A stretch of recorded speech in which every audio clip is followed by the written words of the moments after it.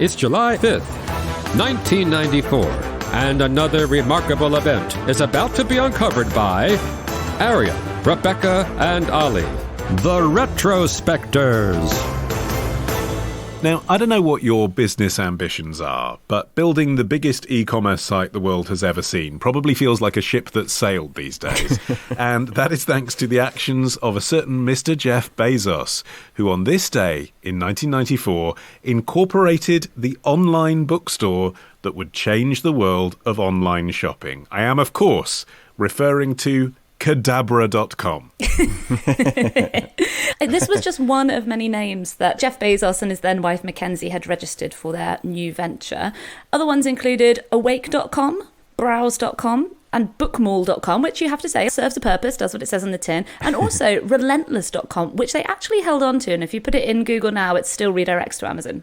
That's so strange, isn't it? I found that one particularly peculiar, and I thought it would have had the same sort of haunting quality like Google's "Don't Be Evil" slogan. You know, like it is a relentless company. It has become so intensely all-encompassing and relentless. Yeah, I mean, it would have created so many good headlines for think pieces. Exactly.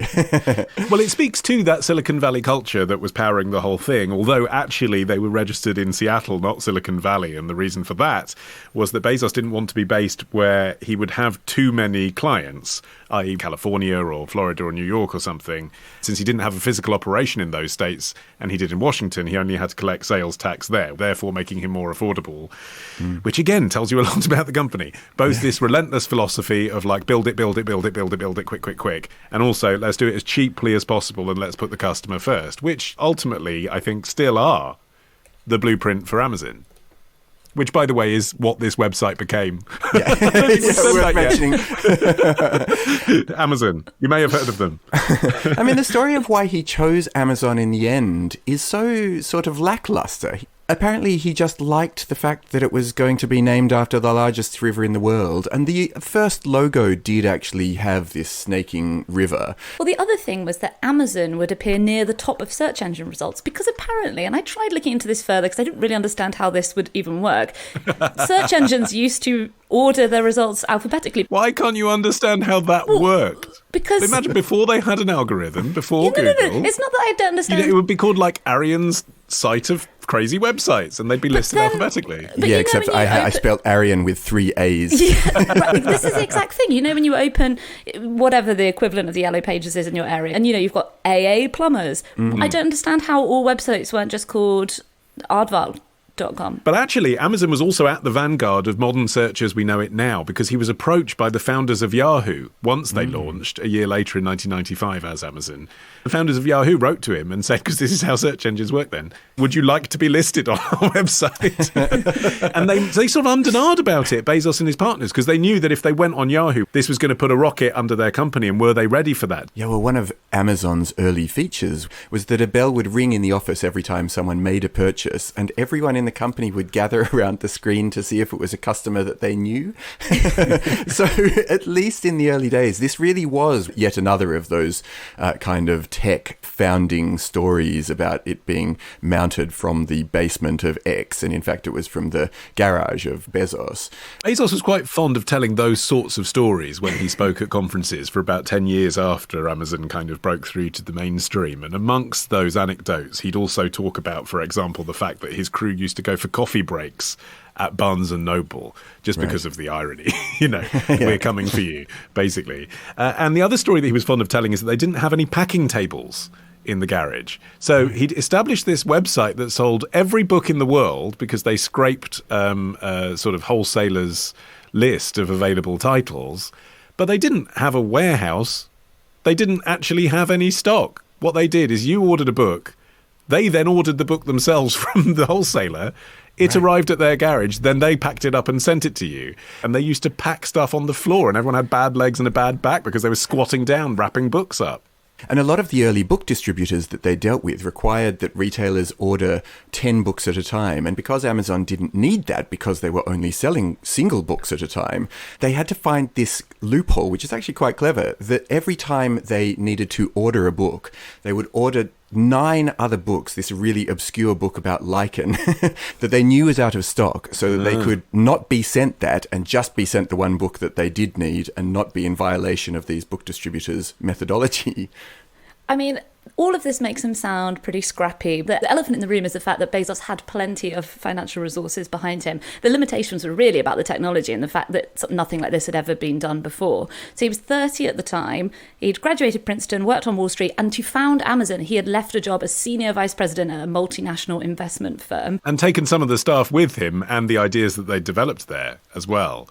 Because one of the challenges that he'd faced at this firm, D.E. Shaw, was how can we leverage the internet? And an idea that he came up with there, for example, was essentially the blueprint for Gmail, advertiser-funded email, but they decided to do a bookstore instead. Yeah, wow.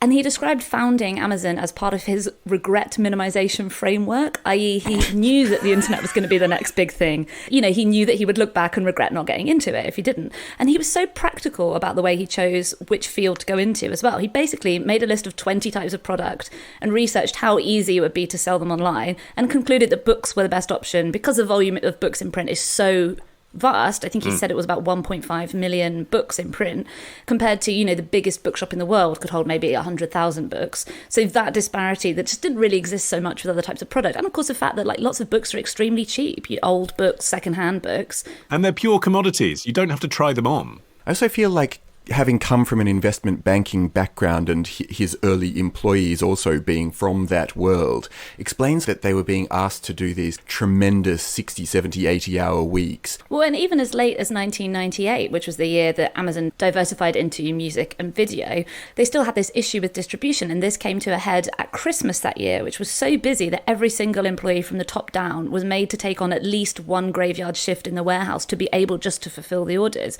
And this was a problem that sort of plagued Amazon until really the last few years. They've set up, obviously, this incredible worldwide network. And that sense of chaos was due to the fact that Bezos himself liked to just move incredibly fast and do things without necessarily having the full solution. And he'd open these facilities that would end up getting shut down because of system outages, or piles of product would just sit around ignored by workers, or like they'd introduce a new product category, like, for example, when they introduced kitchen items, and knives would just start sort of hurtling down conveyor belts without the sort of requisite safety precautions in place. They were innovating so quickly that almost it was becoming dangerous. I mean, it's amazing how long Amazon has been in our lives when you think back on it now. My first order, I looked this up, I was a guest on my friend Tom Price's podcast. He does a show called My Mate Bought a Toaster.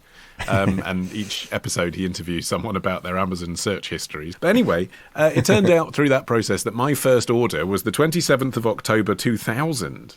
Wow. Ooh, that's incredible. What was it? It was, of course, the greatest hits of Texas on CD. Amazing. Mine was a lot later because I am slightly younger. I would only have been 9 in the year 2000, wasn't trusted with a debit card. Mine was April 2007, so just after my 16th birthday. And it was the greatest hits of Texas on Minidisc. Can you imagine? No? It was series 1 of the short-lived, but I still think very good, Hank Azaria Drama D Huff. Oh, a connoisseur's choice for a 16-year-old, yeah. Fun bonus fact, it was sort of a, you know, when DVDs used to have like little almost liner notes on the inside of the front cover.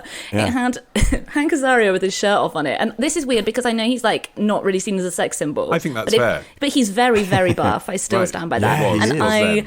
I took the liner notes and I added it to my wall collage as I had in the style of teenage girls at the I time. love that Rebecca's teenage pin-up was Hank Azaria. amazing. That's so I regret perfect. nothing. You can tell I regret nothing because I could have lied and said it was anything else. Regret minimization framework in play. Well, I looked mine up too, and I don't know how I got here so late, but apparently in March 13, 2013, my first ever purchase was... You didn't buy anything from Amazon I until know. 2013. It makes me think that I've done this wrong, but Maybe in Amazon any case... didn't reach Sydney until then? When Something did like they come that. to Australia? Well, but I was already here by then, so that doesn't That's explain unacceptable, Arian. Anyway, I suspect there's been an error in my purchasing search history, but in any case, the first thing that I could find that I'd purchased was a One Direction calendar, which